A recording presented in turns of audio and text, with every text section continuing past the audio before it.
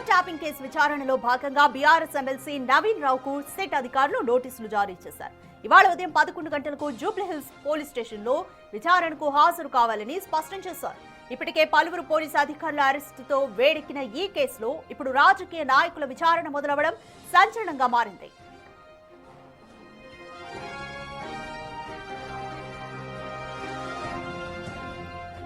Phone tapping కోసం private పరికరాలను సమకూర్చడం, వాటి ద్వారా ప్రత్యర్థుల సంభాషణలు వినడం వంటి అంశాల్లో నవీన్ రావు ప్రమేయం ఉన్నట్లుగా సిట్ అధికారులు అనుమానిస్తున్నారు. ఇప్పటికే ఈ కేసులో అరెస్ట్ అయిన నిందితులు ఇచ్చిన సమాచారం ఆధారంగా అధికారులు లోతైన విచారణ చేపట్టనున్నారు. అసలు ప్రైవేట్ డివైజ్లను ఎక్కడి నుంచి తెచ్చారు, ఎవరి ఆదేశాల మేరకు ఈ ట్యాపింగ్ జరిగింది అన్న ప్రశ్నలకు నేడు సమాధానం దొరికే ఛాన్స్ ఉంది.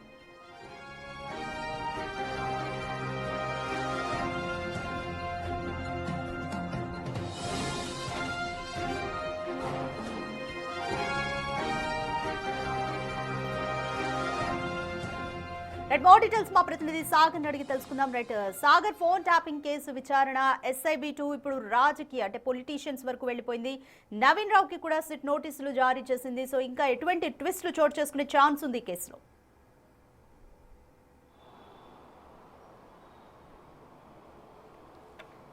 ప్రసాదిక, తెలుగు రాష్ట్రాల్లో సంచలనం సృష్టించిన ఫోన్ ట్యాపింగ్ కేసులో కీలక పరిణామం చోటు చేసుకుందని చెప్పుకోవచ్చు. కేసీఆర్ కుటుంబానికి అత్యంత సన్నిహితుడిగా ఉండే ఎమ్మెల్సీ నవీన్ రావుకి తాజాగా సిట్ నోటీసులు జారీ చేసింది. ఈరోజు ఉదయం 11 గంటలకు జూబ్లీహిల్స్ పోలీస్ స్టేషన్లోని సిట్ కార్యాలయానికి విచారణకు హాజరు కావాలంటూ కూడా నోటీసులో పేర్కొన్న పరిస్థితి. అయితే ఇక్కడ ఫోన్ ట్యాపింగ్ కేసులో ఇప్పటివరకు కూడా అధికారులను విచారించారు, కొంతమంది మాజీ ఎమ్మెల్యేలను విచారించారు, కొంతమంది సాక్షులుగా పొలిటికల్ లీడర్స్ని విచారించారు. కానీ ఇక్కడ నిందితుడిగా మొదటిసారి బీఆర్ఎస్ సంబంధించినటువంటి కీలక నేతను సిట్ విచారించనుంది.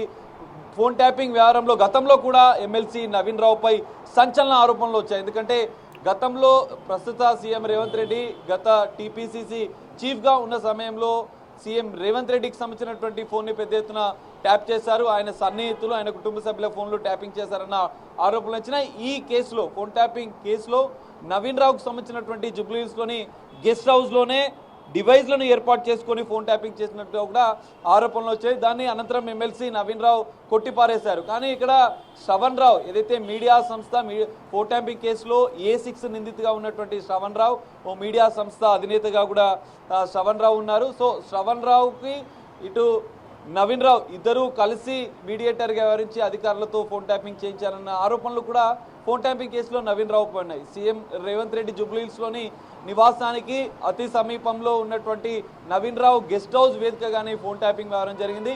ప్రైవేటు డివైజ్లను కొనుగోలు చేసి ఈ గెస్ట్ హౌస్లను ఏర్పాటు చేసి ఫోన్ ట్యాపింగ్ చేశారు. సీఎం రేవంత్ రెడ్డికి సంబంధించినటువంటి సన్నిహితుల ఫోన్లను కూడా ఫోన్ ట్యాపింగ్ చేసిన సందర్భంగా RR రేవంత్ రెడ్డి అనే కోడ్ లాంగ్వేజ్ని మాడ్యూల్గా వాడుతూ కూడా వీరు ఫోన్ ట్యాపింగ్ చేసినట్లుగా కూడా గుర్తించారు. అయితే SIB మాజీ చీఫ్ ప్రభాకర్ రావుని మొన్న కస్టోడియల్ విచారణ 14 రోజులు విచారించారు. అమెరికా నుంచి వచ్చిన అనంతరం కూడా అతన్ని దాదాపు 20 రోజులకు పైగా సిట్ అధికారులు విచారించారు ఫోన్ ట్యాపింగ్ కేసులో. అయితే 62 హార్డ్ డిస్క్ల ఆధారాల ధ్వంసం అనంతరం టెక్నికల్గా డివైజ్లను ఎక్కడ కొనుగోలు చేశారన్న అంశాలు కూడా విచారణ సాగింది. ఇక్కడనే శ్రవణ్ రావుకు సంబంధించిన స్టేట్మెంట్తో పాటుగా ఇక్కడ ఈ కేసులో A2గా ఉన్నటువంటి ప్రణీత్ రావు స్టేట్మెంట్ కూడా సిట్ అధికారులు తీసుకున్నారు. అతన్ని ప్రభాకర్ రావుని ఇటు ప్రణీత్ రావు ఇద్దరిని కలిసి కూడా విచారించారు. అయితే ఇక్కడ గెస్ట్ హౌస్ వేదికగా గతంలో ఫోన్ ట్యాపింగ్ కేసులో అరెస్ట్ అయినటువంటి తిరుపతన్న, భుజంగరావు వీరంతా కూడా ఈ గెస్ట్ హౌస్లో తరచూ సమావేశాలు ఏర్పాటు చేశారన్న అంశాలు కూడా ఫోన్ ట్యాపింగ్ కేసు విచారణలో గతంలో పోలీసులు హైకోర్టుకు సమర్పించినటువంటి అఫిడవిట్లో కూడా ఈ అంశాలు వెలుగు చూశాయి. అయితే గతంలోనే బీఆర్ఎస్ ఎమ్మెల్సీ నవీన్ రావుకు కూడా నోటీసులు జారీ చేశారు, కానీ అతను విచారణకు హాజరు కాలేదు. కానీ ఇప్పుడు మాత్రం కొత్త రాజకీయ కుట్రలు బయటపడుతున్న నేపథ్యంలో ఎమ్మెల్సీ నవీన్ రావుకు సిట్ అధికారులు ఫోన్ ట్యాపింగ్ కేసులో నోటీసులు ఇవ్వడం కొంత సంచలనంగా మారుతుంది. ఎందుకంటే ఎమ్మెల్సీ నవీన్ రావు కేసీఆర్ కుటుంబానికి అత్యంత సన్నిహితుడు, హరీష్ రావుతో తరచూ క్లోజ్గా ఉంటారు, మానిటరింగ్ చేస్తుంటారు. కాబట్టి ఈ ఫోన్ ట్యాపింగ్ కేసులో సీఎం రేవంత్ రెడ్డి ఇంటి దగ్గర ఏర్పాటు చేసినటువంటి గెస్ట్ హౌస్లో ప్రైవేట్ పరికరాలు ఎక్కడి నుంచి సమకూర్చారు, ఇందులో RR మాడ్యూల్తో మీరు చేసినటువంటి ఈ ఫోన్ ట్యాపింగ్ ఆదేశాలు మీకు ఎవరిచ్చారు అన్న అంశాలపైన కొన్ని కీలక రాజకీయ కుట్రల అంశాలు కూడా ఈ కేసులో బయటపడే అవకాశాలు కనిపిస్తున్నాయి. అందులో భాగంగానే సిట్ అధికారులు ఎమ్మెల్సీ నవీన్ రావుకి అయితే నోటీసులు ఇచ్చారు. మరి విచారణ 11 గంటలకు హాజరు కాబోతున్న నేపథ్యంలో ఎలాంటి అంశాలు ఉంటాయనేది చూడాలి. ఇక్కడ కీలకంగా 3 అంశాలు చెప్పుకోవచ్చు.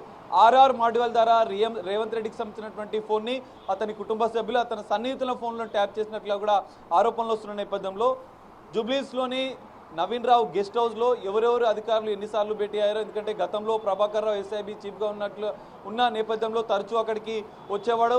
ఈ కేసులో భుజంగరావు ఫోన్ ట్యాపింగ్ కేసులో ఉన్నటువంటి మరో నిందితుడు పోలీస్ అధికారులుగా గతంలో అతను కూడా తరచూ ఈ గెస్ట్ హౌస్లో సమావేశాలు ఏర్పాటు చేసేవారు. సో వీరంతా కూడా ఎస్ఐబికి సంబంధించినటువంటి ఫోన్ ట్యాపింగ్ చేసే ఈ ఏదైతే టీం ఉంటుందో ఆ టీం కూడా ఈ గెస్ట్ హౌస్ లో నవీన్ రావుకి సంబంధించినటువంటి గెస్ట్ హౌస్ లోనే తరచూ సమావేశాలు నిర్వహించారు అన్న అంశాలు కూడా విచారణలో గతంలో స్టేట్మెంట్ ఇచ్చిన నిందితుల ఆధారంగా కూడా కొంత సిట్ సమాచారం సేకరించింది. సో ఇవన్నీ అంశాల ఆధారంగా ఈ రోజు ప్రైవేట్ డివైస్లను ఎక్కడి నుంచి తీసుకొచ్చారన్న అనుమానం అయితే ప్రస్తుతానికి సిట్ అధికారులు వెల్లడిస్తున్నారు. అలాగే నవీన్ రావు విచారణతో అసలు ప్రధాన సూత్రధారి ఎవరు అన్న విషయం త్వరలోనే బయటపడుతుంది అని అనుకోవచ్చా?